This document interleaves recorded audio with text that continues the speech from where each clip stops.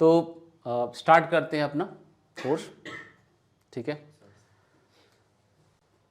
जो previous class हमारी हुई, ठीक है, इलेक्ट्रिसिटी में हमने जो प्रीवियस क्लास लिया, उन क्लासेस में हमने पहले तो पूरे चैप्टर को रिवाइज किया और इसके बाद हमने एक सेशन लिया था क्वेश्चन का।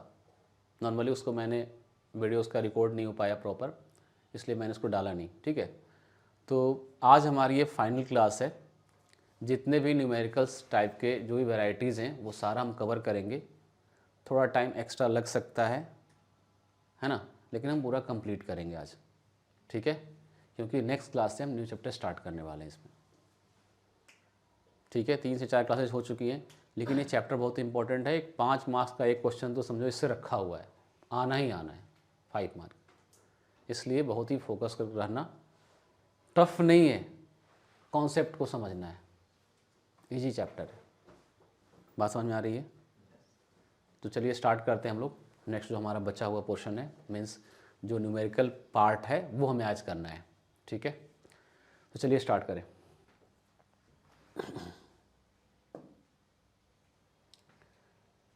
जो हमारा यहाँ पे हमने 2 क्वेश्चन यहाँ लिया है, इन दोनों क्वेश्चन को करने से पहले, है ना,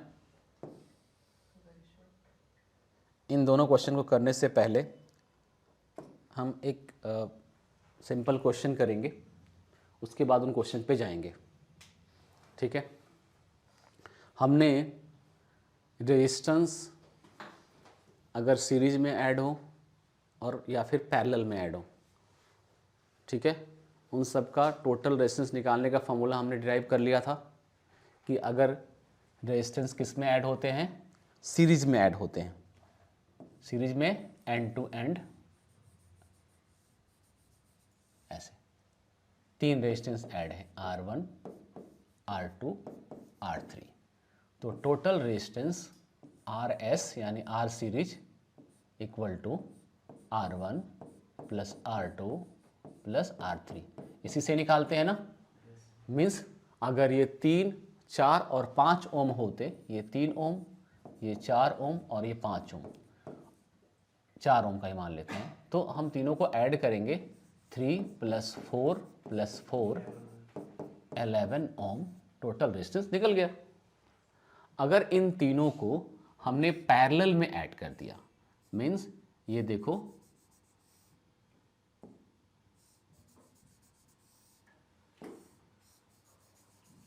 पैरेलल कॉम्बिनेशन हो गया, ठीक है। अगर हमने इनको पैरेलल में ऐड कर दिया, है ना, तो उस केस में कैसे निकालते थे? जो टोटल रेजिस्टेंस है उसके लिए उसका रेसिप्रोकल निकलता था टोटल रेजिस्टेंस का, 1/RP। क्या होता है? ये R1, ये R2, ये R3 है, ये हमारा 3 था, ये 4 था और ये 4 था, ठीक है ना। तो 1/R1 plus 1/R2 plus 1/R3, ये हमारा फॉर्मूला था। तो अगर इसका यूज़ करें और हम उसका टोटल रेजिस्टेंस निकालें, तो ऑलवेज ये किसके रेजिस्टेंस क्या होता है? किसी न किसी दो पॉइंट के बीच होता है, ए और बी के बीच का। यहाँ भी हमने पी और क्यू के बीच का रेजिस्टेंस निकाला। तो जब भी आपको देगा तो वो 2 पॉइंट के बीच का रेजिस्टेंस पूछेगा, उसमें रेजिस्टेंस अटैच होंगे डिफरेंट। तो 1/R1 1/3 प्लस 1/4 प्लस 1/4, एलसीएम लिया हमने, कितना आ गया बेटा? 12, 4 + 3 + 3, कोई डाउट? नो। तो कितना आ गया? 10/12। ये किसकी वैल्यू है बेटा? 1/RP की। कुछ लोग क्या करते हैं, इसको भूल जाते हैं, सीधे इसको आंसर मान लेते हैं, ये गलती हो जाती है। ये क्या है? रेसिप्रोकल है, मीन्स 1/RP की वैल्यू है। तो टोटल रेजिस्टेंस अगर RP निकालेंगे तो कितना होगा? 12/10। ये भी रेसिप्रोकल हो जाएगा, ये मिल गया। तो एक ही रेजिस्टेंस को अगर हमने सबको सीरीज में ऐड किया तो हमें रिजल्ट ये मिला, और हमने उसको पैरेलल में ऐड किया, हमें रिजल्ट ये मिला। टोटल रेजिस्टेंस इसमें बढ़ करके 11 हो गया। इसमें जो टोटल रेजिस्टेंस मिला वो कितना हो गया? 1.2 हो गया। मतलब जो रेजिस्टेंस हमें मिलता है ना, इस केस में वो तीनों रेजिस्टेंस से कम होता है, और इस केस में जो मिलता है वो तीनों से क्या होता है, बड़ा होता है। जितने वेरिएशंस हम ऐड करेंगे सबको सम करेंगे सीरीज में तो टोटल रेजिस्टेंस सबसे बड़ा होगा, और अगर पैरेलल में ऐड करते हैं तो टोटल रेजिस्टेंस क्या होता है, वो क्या होता है, जितने वेरिएशंस ऐड हुए हैं उन सबसे छोटा होता है। ये हमेशा दिमाग में रखना है। बात समझ में आ गई? ये हमारा एक सिंपल क्वेश्चन मान के चल सकते हैं कि हमारे लिए सिंपल क्वेश्चन जो सबसे छोटा क्वेश्चन हो सकता है वो हमने बताया। एक बहुत ही इंपॉर्टेंट बात कि जब हमारे पास कोई सर्किट दिया होता है तो कई बार हमें थिंक करने में, कई बार हमें परेशानी होती है कि वो सीरीज है कि पैरेलल, हम कैसे जज करें। तो जज करने का तरीका क्या है? जज करने के लिए अगर कोई सर्किट दी है तो सबसे पहले उसमें करंट डालते हैं, करंट भेजते हैं। अगर करंट जा रहा है और करंट सेम करंट सबसे पास हो रहा है तो बोलेंगे सीरीज। बताया था ऐसा कि अगर सेम करंट पास होगा तो क्या होगा, सीरीज। तो इसमें देख रहे हैं कि सेम करंट जा रहा है तो ये किस में है, सीरीज में। इसमें अगर करंट को भेजेंगे तो ये करंट डिवाइड होगा, इधर गया इधर गया इधर गया। जब करंट डिवाइड जैसे ही हो गया मतलब वो क्या हो गए, पैरेलल, है ना। बात समझ आई कि नहीं आई? जो सर्किट या करंट है उससे डिफरेंट करंट जाएगा ऑलवेज ही ऑलवेज। तो अगर सेम करंट जो सर्किट या करंट है अगर जा रहा है तो क्या हो गया, सीरीज। अगर डिफरेंट हो गया तो क्या हो गया, पैरेलल। ये चेक करने का तरीका है। अब इसी पर बेस्ड एक छोटा सा क्वेश्चन करेंगे। ये दो छोटे क्वेश्चंस के बिहाफ पर मीन्स इससे हमने सीखा कि रेजिस्टेंस को कैसे ऐड करते हैं। फॉर्मूला तो हमने पहले पढ़ ही लिया था, डेरिवेशंस भी हमने कर लिया है। डेरिवेशंस को अच्छी तरह तैयार रखना। सर ओम्स लॉ का एक्सपेरिमेंटली वेरिफिकेशन कराना है।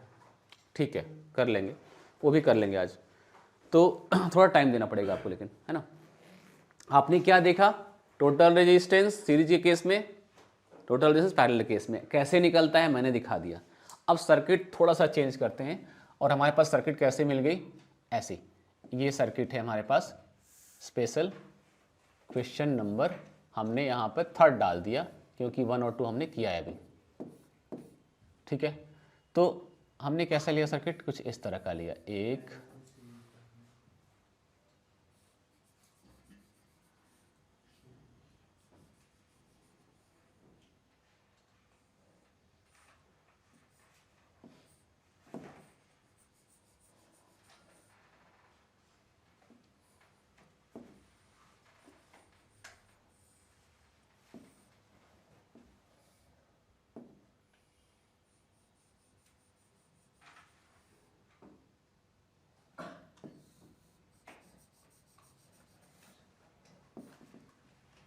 ये अटैच है इसमें, ठीक है बेटा। ए और बी, इन दोनों के बीच का आपको टोटल रेजिस्टेंस फाइंड आउट करना है। जबकि ये सारे रेजिस्टेंस हमने मान लिया 1 ओम है। कितने हैं, 1 1 1 1 ओम 1 ओम 1 ओम 1 ओम। ये अलग अलग भी हो सकते हैं, सेम भी हो सकते हैं। हमने ये मान लिया कि हमारे पास ये क्वेश्चन गिवन है और हमें टोटल रेजिस्टेंस निकालना है आर ए बी। ठीक है, अब आपको ये थिंक करना है कि कहाँ पैरेलल है और कहाँ पे सीरीज है। ठीक है, ध्यान देना बेटा अच्छी तरह से। यहाँ से हमने करंट को फ्लो कराया ये जानने के लिए कि ऐसे कौन कौन से कंडक्टर हैं, सॉरी रेजिस्टर हैं जो कि सीरीज में है और कौन कौन से पैरेलल में है। यहाँ से जब करंट गया तो करंट यहाँ से डिवाइड हो गया, 3 पार्ट में डिवाइड होगा नहीं होगा, बताइए। इक्वल जाए या अनइक्वल जाए उससे मतलब नहीं है, करंट कितना जाए उससे कोई मतलब नहीं, बस ये करंट डिवाइड हो गया। इसका मतलब कि ये 3 जो लाइन है वो किस में आ गए, पैरेलल में आ गए। लेकिन यहाँ से जो करंट जाएगा वो वही करंट इसमें से जाएगा, वही इसमें से जाएगा, यहाँ तक आएगा। इसका मतलब ये दोनों रेजिस्टेंस आपस में किस में आ गए, सीरीज में। तो पहले हम उन दोनों को ऐड करते हैं, वो सीरीज में है ना। तो हमारा डायग्राम कैसा बनेगा, देखो कुछ ऐसा बनेगा। ये हो गया, ये वाला हमारा एज इट इज रह गया, ये एज इट इज रह गया। ये दोनों मिलके एक हो गए, है ना। मतलब हमारे पास जो मिला अगला,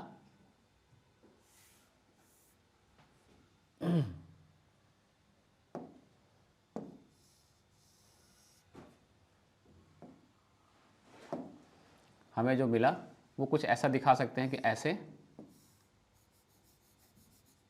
ऐसे मिला दिया हमने। बात समझ आई कि नहीं आई? ये कितने हो जाएंगे बताओ? 1 ओम 2 ओम होगा, तो आर एस इक्वल टू हमने 1 + 1 कितना ओम कर दिया? 2 ओम। ये हो गया 2 ओम। कोई डाउट है बताओ? No doubt. अभी ये कितना है? 1 1 1 1। मैं ओम नहीं लिख रहा, समझ में आ जाएगा ना आपको? तो अब ये दोनों किस में है बताओ? इन दोनों की बात करें, ये दोनों किस में है? पैरेलल में। इन दोनों को पैरेलल में ऐड कर सकते हैं। देखो अब पैरेलल में ऐड करने के बाद अब हमारा डायग्राम कुछ ऐसा बन जाएगा।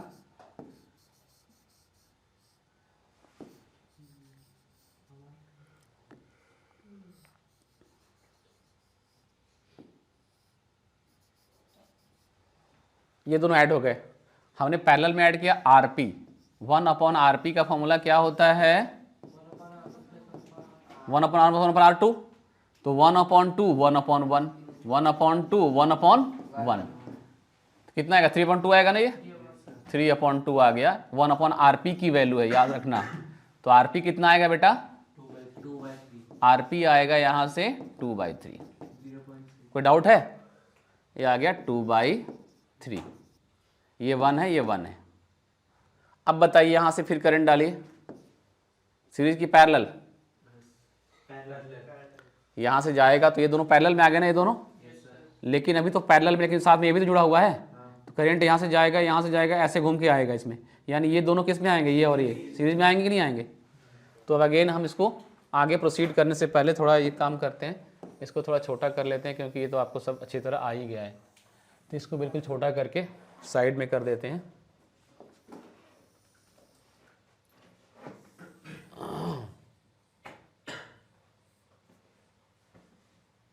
ठीक है।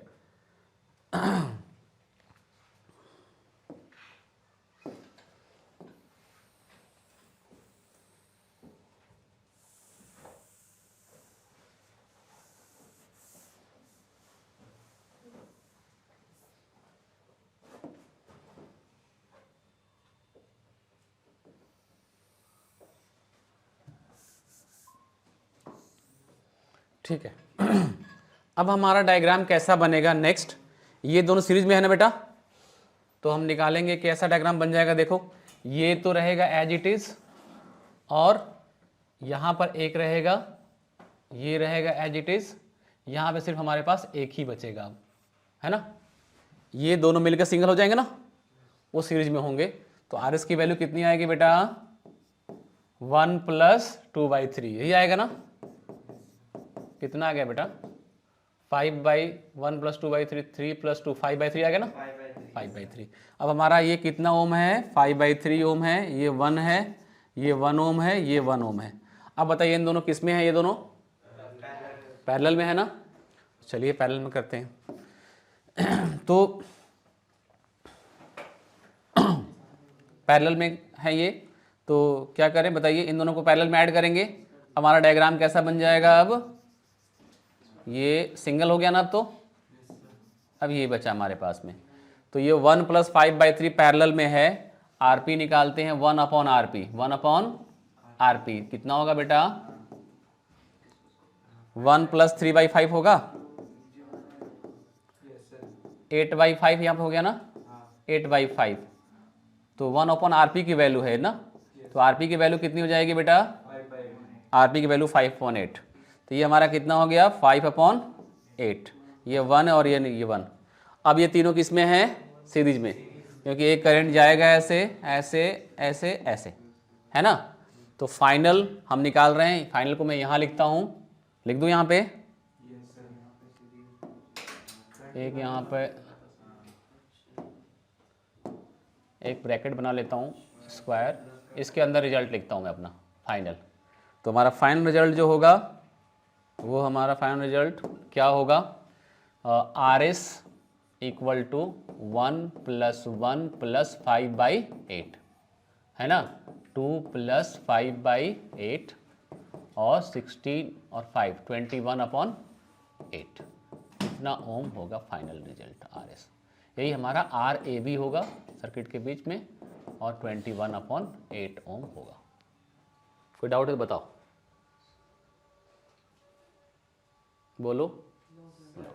हाँ बोलो। जैसे जैसे करते जाएंगे वैसे वैसे हाँ डायग्राम बनाते चले जाएंगे, इससे आपको भी हेल्प मिलेगी और चेक करने वाले को भी हेल्प मिलेगी। क्योंकि ऐसे पता नहीं चलेगा ना कहाँ से क्या है। बात समझ में आई कि नहीं आई? हाँ पाइप के बाद फिर बताना। ये सारे सीरीज में नहीं है, यहाँ से करंट जाएगा, ऐसे जाएगा, फिर ऐसे जाएगा, ऐसे जाएगा, ऐसे जाएगा, ऐसे जाएगा, एक ही करंट जाएगा ना सब में, तो किस में आ गया? सीरीज में। कोई डाउट? No sir. सर इसको लिखने का तरीका क्या होगा? यही तरीका वो लिख रहा हूँ। ऐसे ही हाँ नॉर्मल जैसे बस हाँ फिगर बनाते चलो। हाँ, फिर बनाते जाओ, लिखते जाओ, नहीं तो कितने नेम डालोगे? अच्छा, नाम डाल सकते हैं चाहे। हाँ नाम डाल कर सकते हैं आप, मत डालो। Between A and B, between C and D, total resistance R A B, R B C, सबका नाम डाल दो, ए बी सी डी डाला हुआ, और उसके बाद ए बी डालो, बी सी डालो, फिर यहाँ पर आर ए बी निकाल रहे हो, आर बी सी निकाल रहे हो, यहाँ पर उसका नाम डालते जाओ, कुछ नहीं करना है। बात समझे? ऐसे कर देंगे तो भी गलत नहीं जाएगा। गलत नहीं जाएगा, बिल्कुल गलत नहीं जाएगा। क्लियर है? अब चलते हैं रेजिस्टेंस वाले क्वेश्चन जो हमने यहाँ पे दिया है, क्योंकि ये थोड़ा सा क्रिटिकल है समझने में, इसलिए इन क्वेश्चन को अब करना है। अब हमने अच्छी तरह सीख लिया कि सीरीज और पैरेलल कैसे जज करते हैं और कैसे क्वेश्चन करते हैं। तो इसमें क्या है, इसमें 2 क्वेश्चन है, थोड़े स्टैंडर्ड क्वेश्चन है, अच्छे क्वेश्चन है। तो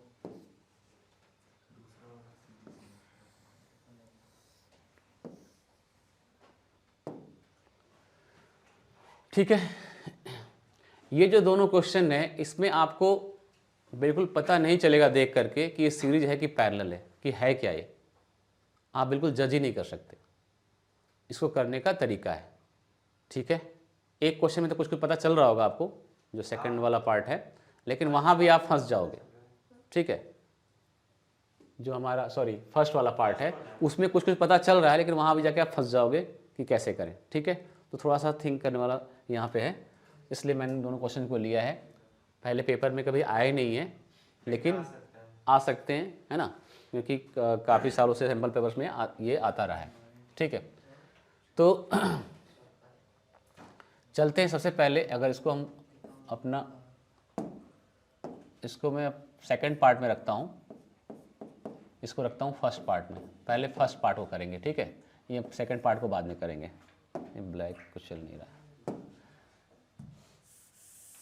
ये इसको हम सेकंड पार्ट लेते हैं, इसको फर्स्ट पार्ट लेते हैं। तो पहले ये करेंगे फिर ये करेंगे, ठीक है। अब इस क्वेश्चन को देखो, आपको मैंने क्या कहा था कि आप जैसे ही आपके पास फिगर हो, आप उसमें क्या करते हो, करंट भेजते हो एक, है ना, करंट ही भेजते हो ना। मैं इस फिगर को काट के निकाल, यहाँ पे कॉपी कर लेता हूँ एक बार।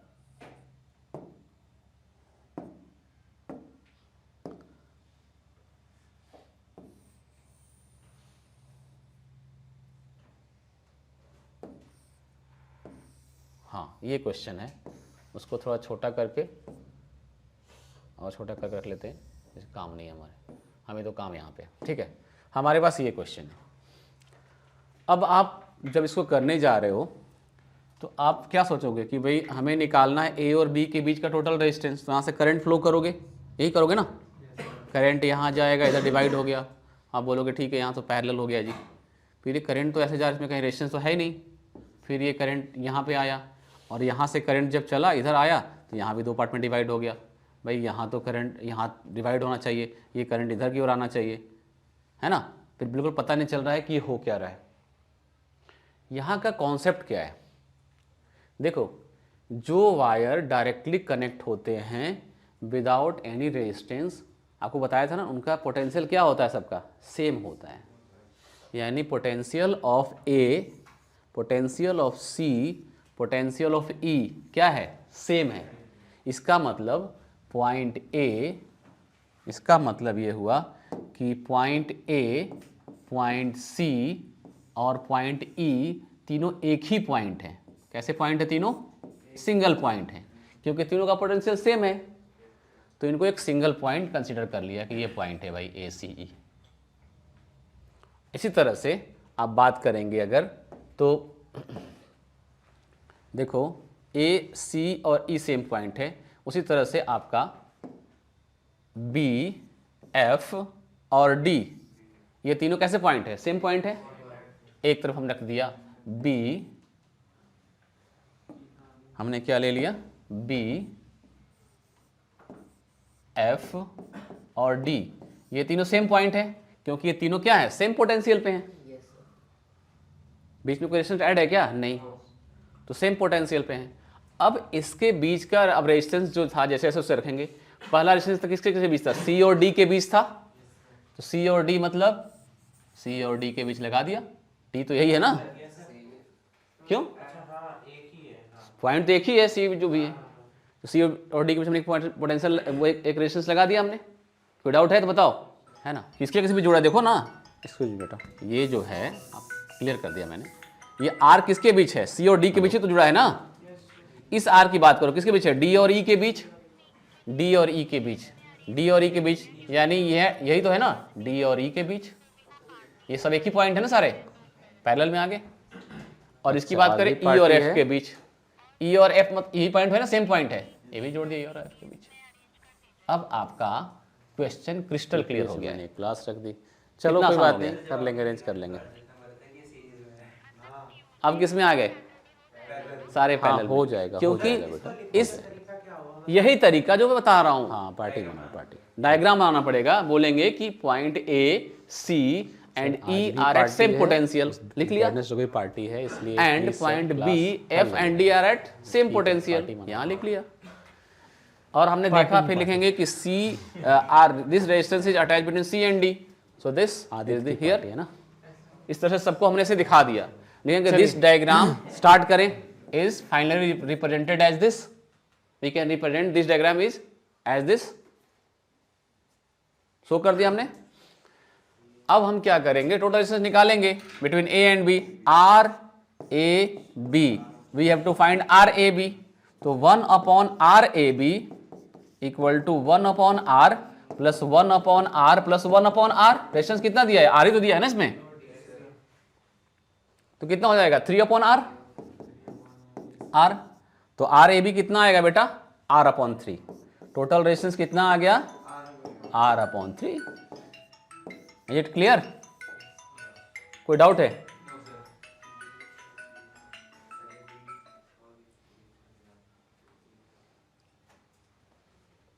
कोई डाउट है तो बताइए। अब चलते हैं नेक्स्ट क्वेश्चन पे, इसको भी कॉपी करेंगे अभी यहाँ पे। तो ये जो हमारा नेक्स्ट क्वेश्चन है, इस क्वेश्चन में और प्रीवियस क्वेश्चन में जो हमने किया उसमें क्या डिफरेंस है, इसमें क्या है कि आप जैसा ही करंट को फ्लो कराओगे, ये जानने के लिए कि ये सीरीज है कि पैरेलल, हेल्प तो पूरी करेगा ये आपकी बताने में, लेकिन आप फंसोगे कहाँ पे। जैसे आपने यहाँ से करंट फ्लो कराया, करंट डिवाइड हो करंट, एक तो इधर गया दूसरा इधर गया, यहाँ जा कर के जैसे यहाँ पहुँचा फिर डिवाइड होगा ये, लेकिन जब यहाँ पहुँचा तो करंट कंफ्यूज हो गया, सोचेगा कि मैं इधर जाऊँ ऐसे, ये सोचेगा मैं इधर जाऊँ, यहाँ से इधर जाऊँ और इधर जाऊँ, फिर तो करंट टकरा गया, इसका मतलब ऐसे सोचोगे ना, करंट कंफ्यूज हो गया, ऐसा ही लग रहा है ना, लेकिन करंट कभी कंफ्यूज नहीं होता। करंट चलता है पोटेंशियल डिफरेंस के रीजन से, ठीक है। इस केस में इधर तो करंट जाएगा, इधर भी जाएगा, यहाँ से डिवाइड भी होगा, लेकिन यहाँ आने के बाद वो सीधा इधर निकल जाएगा और इधर निकल जाएगा, इसमें जाएगा ही नहीं। ऐसा इसलिए होगा कि यहाँ पे जो रेजिस्टेंस है और यहाँ रेजिस्टेंस है, यहाँ रेजिस्टेंस और यहाँ रेजिस्टेंस है, इनको देखेंगे तो ये सारे रेजिस्टेंस क्या हैं, सेम है, तो जितना करंट इसमें जाना चाहिए उतना ही करंट इसमें जाएगा। कहने का मतलब कि इस वाले पॉइंट का जो पोटेंशियल होगा, इस पोटेंशियल भी क्या होगा, सेम होगा, यानी P का जो पोटेंशियल है वही Q का पोटेंशियल है। अगर दो पॉइंट सेम पोटेंशियल पे है तो करंट फ्लो होगा क्या, नहीं फ्लो होगा, तो करंट इधर से इधर नहीं जाएगा, ना इधर से इधर जाएगा, क्योंकि इन दोनों पॉइंट क्या है, सेम पोटेंशियल पे हैं, two different point same potential पे है, ठीक है। तो करंट कैसे जाएगा, ऐसे निकल जाएगा, और फिर ये सवाल आपका बिल्कुल इजी बन चुका है। कैसा इजी बन चुका है, पोटेंशियल पे है मतलब अभी समझ नहीं आया, सेम पोटेंशियल का मतलब पूछ रहे हो, करंट का फ्लो क्यों होता है? पोटेंशियल डिफरेंस से होता है, हाई पोटेंशियल से लो पोटेंशियल होता है। यहां पर हमने क्या देखा, अब मैं इसको डायग्राम को एक बार बना देता हूं यहां पे आपके लिए। देखो ये यहां से इधर, इसमें भी सॉरी ये था आपका रेजिस्टेंस था, ये है, ये है, और फिर यहां से ये था बीच में आपका, और फिर इधर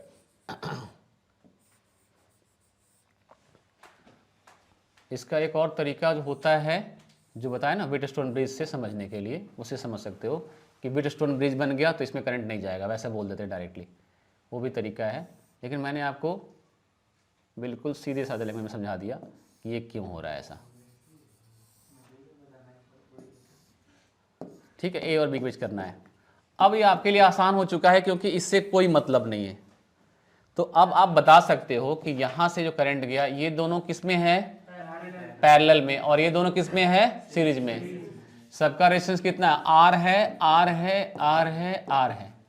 अगर इसको मैं सिंप्लीफाई करूं तो ऊपर बनेगा यहां जाकर के 2R बनेगा ना, और एक और बनेगा यहां पे नीचे 2R, उसके नीचे आर होगा, और उसके नीचे क्या है? एक R है ना। तीनों किस में आ गए? पैरेलल में। आप इसको ऐड कर सकते हो नहीं कर सकते? बताओ मुझे। ये तीनों पैरेलल कनेक्शन में आ चुके हैं, तो टोटल जो रेजिस्टेंस होगा R ए बी वो होगा 1/2R plus 1/2R plus 1/R।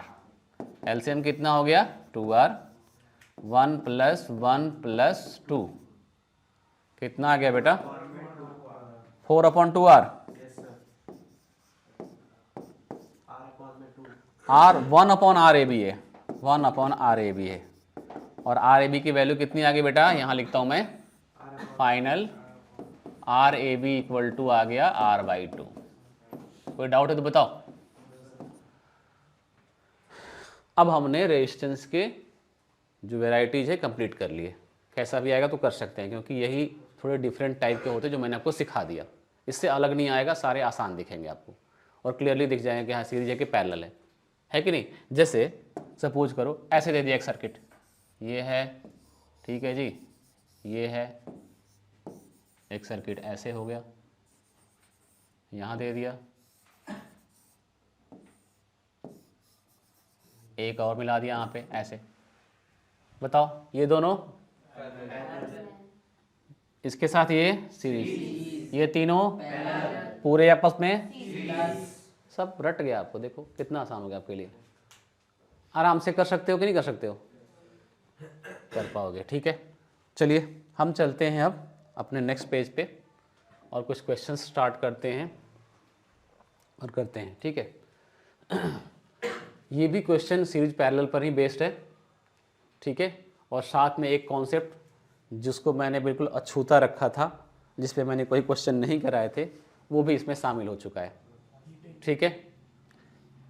Resistance किस किस पे डिपेंड करता था? याद है किस पे डिपेंड करता है?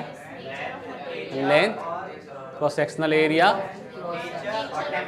नेचर ऑफ मटेरियल और टेम्परेचर, ठीक है ना। बुश वाले, और हमने वहां से एक फॉर्मूला राइज किया था, R equal to rho L upon A, यही था ना। इस पे मैंने कोई क्वेश्चन कराया नहीं था आपको। R equal to rho L upon, इस पर कोई क्वेश्चन कराया नहीं था, ये हमें करना था, ठीक है।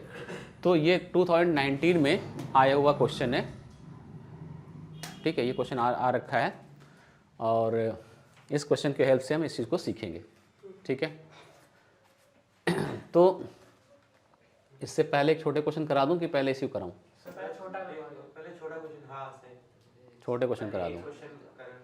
ये भी छोटा ही है, देख कर डर रहे हो कि 19 में आया हुआ इसलिए, तो ठीक है। हाँ ये देख लीजिए सर, हाँ क्वेश्चन हो तो क्लियर हो जाएगा अगर ये हो गया तो। देखो कैसे करते हैं हम लोग, घबराओ नहीं, हो जाएगा। छोटा बड़ा कुछ नहीं होता, सब बराबर है भगवान की नज़र में, है ना। इंसान की नज़र में हो ना हो, भगवान की नज़र में सब बराबर हैं, सबको भगवान इक्वली प्यार करते हैं।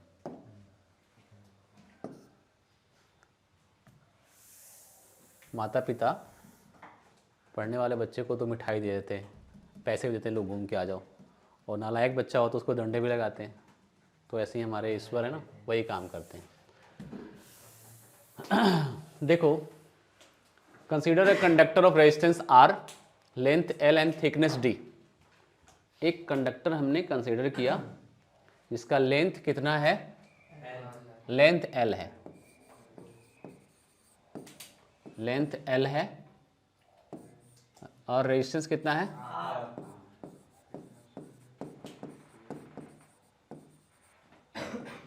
R है, एंड रेजिस्टिविटी रो है।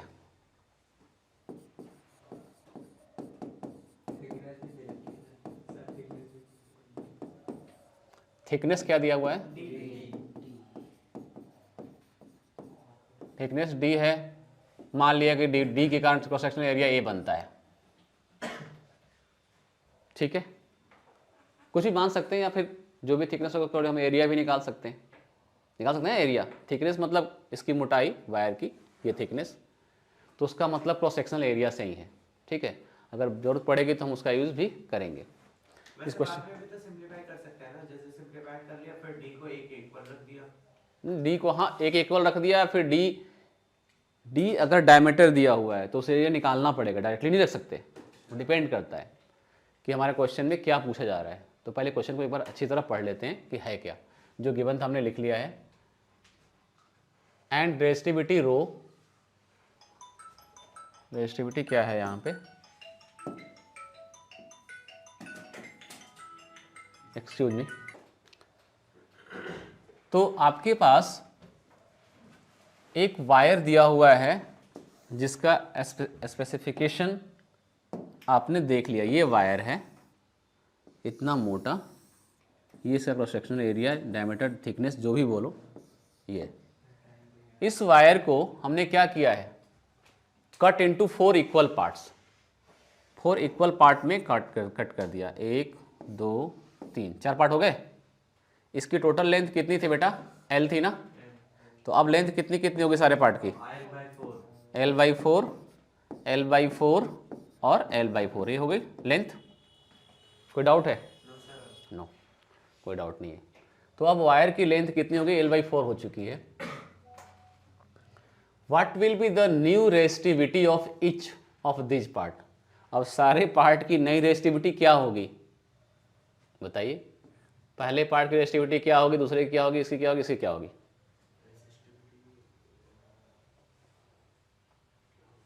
Can you explain? कोई एक्सप्लेन कर सकता है? हर्ष कर सकता है, लेकिन सोच रहा है। तुम तो पढ़ रखा है बेटा, खुद से पढ़ रखा है। हाँ, अभिषेक भी बता सकता है। नहीं बता सकता? इसका मतलब मैंने जो पढ़ाया तुमने सुना ही नहीं, तुम लोगों ने किसी ने। तुम लोगों को पता नहीं चलता। Resistivity is the property of material, it not, resistivity not varies when we change the shape, size and the length of the object. Resistivity किसी चीज पे डिपेंड करता है क्या? Resistivity is the property of material ना। अभी समझ नहीं है आप लोगों को। रेजिस्टिविटी मटेरियल की प्रॉपर्टी है कि कॉपर का रेजिस्टिविटी इतना होता है, आयरन का इतना होता है, सिल्वर का इतना होता है, वो तो फिक्स है। चाहे 4 टुकड़े करो या 5 टुकड़े करो या कुछ भी रखो, रेजिस्टिविटी तो सेम ही रहेगी ना। रेजिस्टिविटी का डिफिनेशन क्या बताया था मैंने कि 1 मीटर लंबे और 1 मीटर स्क्वायर क्रॉस सेक्शन का जो किसी भी वायर का, किसी मेटल के वायर का जो रेजिस्टेंस है उसको रेजिस्टिविटी बोलते हैं। वो तो फिक्स है कि कॉपर का 1 मीटर लंबा, 1 मीटर क्रॉस सेक्शन लेंगे तो इतनी होती है, सिल्वर की इतनी होती है, फिक्स है। तो आप बदल दो, कट कर दो, उससे क्या फर्क पड़ता है? रेजिस्टेंस बदलेगा, रेजिस्टिविटी नहीं बदलती है।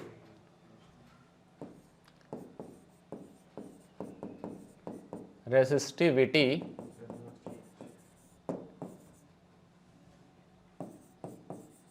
Depends on nature of material, nature of material.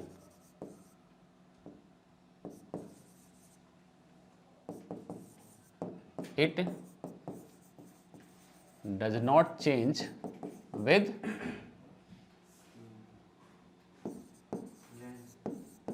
तुम लोग पढ़ाई नहीं कर रहे हो क्या बेटा? ऐसा क्यों हो रहा है? किसी ने रिप्लाई नहीं किया। हमको सबको एक सुर में बोलना था कि नहीं सर इस पर कोई फर्क इफेक्ट नहीं पड़ेगा। रेस्टिविटी में क्या चेंज होगा? वो तो एक डिफिनेशन है कि भाई इसको रेस्टिविटी बोलते हैं, इसकी इतनी होती है, फिक्स है कि सिल्वर की इतनी है, कॉपर की इतने। पढ़ाया था ना, चार्ट दिखाया था आपको। अगर थ्योरी नहीं पढ़ाई जाए तो आप बिल्कुल आप हवा में रहेंगे, उतना पढ़ाने के बाद भी अभी हवा में है। Second thing, find the resistance if all these parts are connected in parallel or in series। Second का ए पार्ट देखते हैं। अगर इन सबको हमने क्या किया, पैरेलल में ऐड कर दिया तो रेजिस्टेंस कितना होगा, और सीरीज में ऐड किया तो रेजिस्टेंस कितना होगा, है ना? पूछा जा रहा है ना? तो सबसे पहले हमें एक जो है एक टुकड़े का रेजिस्टेंस निकालना पड़ेगा, क्योंकि पूरे का रेजिस्टेंस तो पता है कि इस पूरे का रेजिस्टेंस R है, लेकिन इसका हमें पता नहीं कि इसका रेजिस्टेंस कितना है। अगर मालूम होगा तभी तो बताएंगे कि ये रेजिस्टेंस है कितना, सबको ऐड करेंगे सीरीज में बताएंगे फिर। तो हमें एक टुकड़े का रेजिस्टेंस पहले निकालना पड़ेगा। ऐसा भी क्वेश्चन आ सकता है कि एक आपके पास कोई कंडक्टर है, उसको दो पार्ट में कर दिया, दो पीसेज में कर दिया, तो उसका रेजिस्टेंस कितना होगा। ये छोटा क्वेश्चन यही बन रहा था जो मैंने इसको स्किप कर दिया था। यहाँ से सीख लो कि कैसे निकालेंगे। एक क्वेश्चन और करेंगे इस पे बेस्ड कि कैसे निकालेंगे कि रेजिस्टेंस कितना होगा। तो देखो पहले वाले केस में रेजिस्टेंस R जो है, R कितना है, पूरे लेंथ अगर L है तो R इक्वल टू कितना होगा, रो L अपॉन A, है ना, इनिशियली रेजिस्टेंस। इनिशियली अब R जो हमारा पार्ट में बदल गया, ठीक है, तो हम सिंगल पार्ट का अगर इसको R1 R2 R3 R4 बोलें तो सबका रेजिस्टेंस सेम ही होगा। R2 R3 और R4 बोलें तो ये इसको स्मॉल r बोल देते हैं, ठीक है। इसके बराबर होगा रेजिस्टेंस, इसका सबका अलग एक ही रेजिस्टेंस होगा और जो भी होगा, या फिर इसको R बोलते हैं, R पार्ट बोलते हैं, R पार्ट। तो R पार्ट कितना होगा निकालने जाएंगे तो अभी आपने पढ़ा था कि रो तो सेम ही होगा, इसका भी रो बदल रहा है क्या, नहीं। लेंथ कितना हो गया बेटा, इसका लेंथ कितना हो गया, L/4 हो गया ना, लेंथ हो गया L/4, और क्रॉस सेक्शन एरिया तो वही रहेगा, कट करने से बदला क्या क्रॉस सेक्शन एरिया, वही सेम टू सेम है, ये वही रहेगा। तो कितना आ गया, रो L अपॉन A इंटू 1/4 होगा। 4/4 को अलग रखा हमने, ये किसकी वैल्यू है, R की वैल्यू थी, यानी R/4, यानी एक का रेजिस्टेंस कितना हो चुका है बेटा, R/4। कोई डाउट है बताओ मुझे। ये कंपेयर करने का तरीका है कि टोटल रेजिस्टेंस को हमने जो निकाला इसका, तो R rho L upon A formula तो वही लगेगा सबके लिए, लगाया, लेंथ L/4 रख दिया, तो जो टोटल ये किसकी वैल्यू थी, R की वैल्यू थी, तो R की वैल्यू हमने यहाँ R पुट कर दिया पूरे के लिए, तो R/4, यानी एक टुकड़े का रेजिस्टेंस कितना है एक पार्ट का, R/4। कोई डाउट तो नहीं है ना। आगे बढ़ते हैं हम लोग, नेक्स्ट पेज पे चलते हैं। हमने एक का निकाल लिया R पार्ट, कितना है, R/4। अब सीरीज पैरेलल बना सकते हैं। अब चलते हैं, इनको पहले जोड़ते हैं, किसमें, पैरेलल में था, ये था ना पैरेलल में। तो ये पहला वाला, इसके बाद ये दूसरा वाला, ये तीसरा वाला, ये चौथा वाला। पैरेलल में आपको पता है ना क्या होता है, 1/RP, है ना। तो क्या हो जाएगा, 1/R1 प्लस 1 यही होगा ना, तो 4/R प्लस 4/R ऐसा होगा कि नहीं होगा, बोलो। 4 है ना, 16 अपॉन में R, ये किसका आ गया 1/RP। तो पैरेलल में ऐड करने पे टोटल रेजिस्टेंस हमारा कितना हो गया बेटा R/16। ये इतना ओम हमें टोटल रेजिस्टेंस मिल गया, ये पैरेलल का हो गया हमें। ठीक है, अब बात करते हैं सीरीज की। सीरीज में क्या होगा RS क्या होगा बताओ R/4 plus R/4 plus R/4 plus R/4। तो सीरीज में जैसे वैसे था वैसा ही हो गया, टोटल आएगा R ही आएगा, टोटल रेजिस्टेंस में R ही रह गया। कोई डाउट है बताओ। तो टोटल रेजिस्टेंस पैरेलल में ये हो गया, सीरीज में ये हो गया। यही था ना आपका second question. Second question complete हो गया हमारा। सेकंड क्वेश्चन का ये फर्स्ट पार्ट था और ये सेकंड पार्ट था, दोनों निकाल लिया हमने। ठीक है, आगे चलते हैं, एक बार पीछे देखते हैं और क्वेश्चन में क्या था। Out of combination of resistor mentioned above in the previous part for a given voltage which combination will consume more power and why। आ जाइए आगे। बोल रहा है कि पैरेलल करके जो आया रेजिस्टेंस, उस रेजिस्टेंस को, ये आरपी हमारा आया, ठीक है, ये इसका वोल्टेज है, इसको ऐड कर दिया और हमारे पास आरएस आया है, इसको ऐड कर दिया। ठीक है,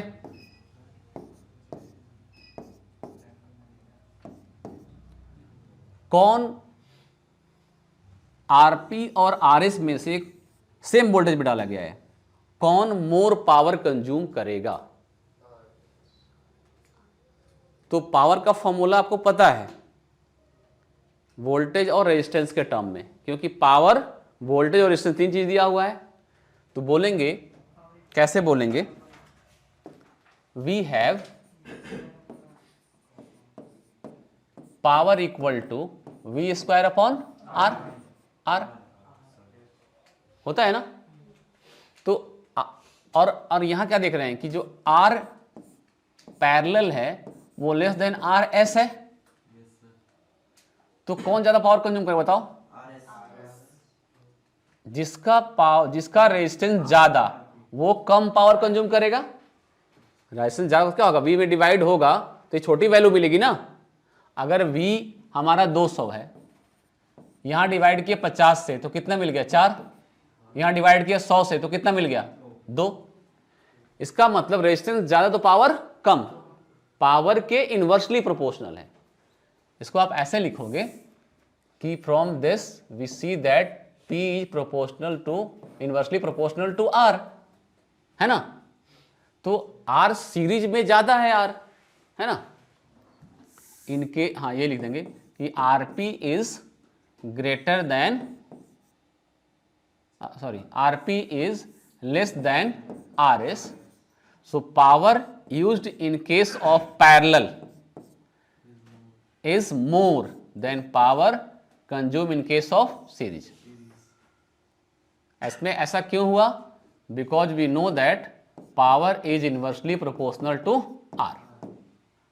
अगर आपको ऐसे लिखने में तकलीफ है तो कहानी बना के लिखो कि भाई देखते हैं कि पावर जो है वो power is inversely proportional to resistance. In case of series resistance is more, so power consumed will be less. In case of parallel, power is less, sorry, resistance is less, so power consumed is more। Clear हुआ कि नहीं हुआ? 5 number मिल गए आपके। ये question था पूरा। Question बड़ा नहीं था, क्वेश्चन बहुत ही छोटा था, समझाने में हम लोग ने इतना टाइम लिया है। ये गिवन था, 4 पार्ट दिखाया, आपको कुछ नहीं करना था, सीधा पहले से ये लिखना था, उसके बाद सीधा ये लिखना था। ये इतनी कहानी बनाने की जरूरत आपको नहीं पड़ेगी। हाँ, ये लिख देना एक बार पहले जो गिवन है। कोई डाउट है तो बताइए। किसी को भी नो डाउट। आगे चले नेक्स्ट क्वेश्चन पे। एक क्वेश्चन मुझे और कराना था इस पर बेस्ड, वो आप लोग घर पे होमवर्क लिख देता हूँ। अगर नोटबुक है तो लिख सकते हो तो लिख लो। सर इसमें लिख लो बाकी आप पीडीएफ भेजोगे तो PDF में मिल ही जाएगा, है ना। तो क्वेश्चन ये है कि a wire is stretched to double its length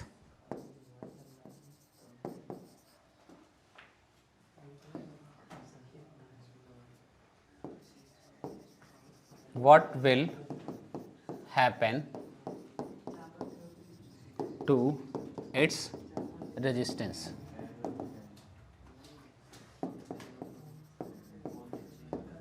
एक वायर था, अरे बहुत आसान है, कराया है आपने एक वायर को हमने स्ट्रेच करके डबल कर दिया। ये इतना ही लंबा एल था, हमने स्ट्रेच किया और L/2 12 लेंथ बना दिया इसको।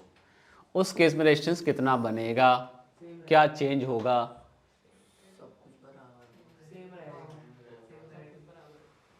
सेम नहीं रहेगा। घर पे करना। लेंथ इज इनवर्सली और एक लिखो, directly proportional to L. A wire, second question दे रहा हूं, a wire is fold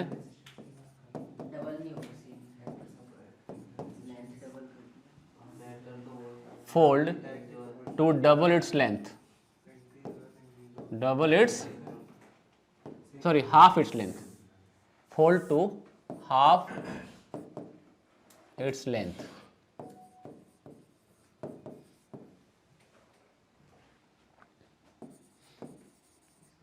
What happened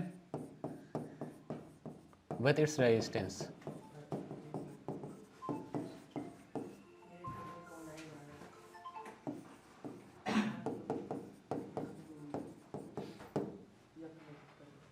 ठीक है, ये दो क्वेश्चन हैं आपको करना है।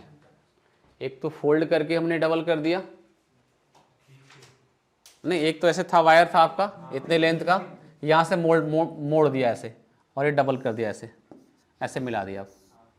अब इसके रेजिस्टेंस में क्या चेंज होगा? ये दो क्वेश्चन आपके होमवर्क के लिए हो गया, ठीक है। आप ट्राई करोगे, नहीं होगा मेरे से पूछोगे।